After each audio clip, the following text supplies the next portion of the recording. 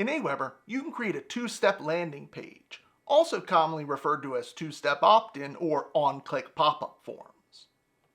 When creating your landing page, drag the pop-up element onto the page, and then over on the right hand, click the trigger button, and then pop-up. A pop-up canvas will appear where we can add our form, text, images, whatever. So we'll add our form and text. We'll type in a headline here.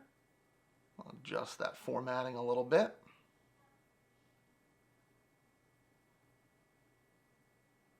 And then we'll change the text that's on the button.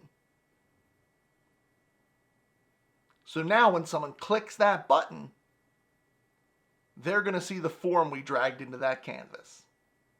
So go ahead, try this in your account today. And if you don't have an Aweber account yet, don't worry, it's absolutely free to sign up. Until next time.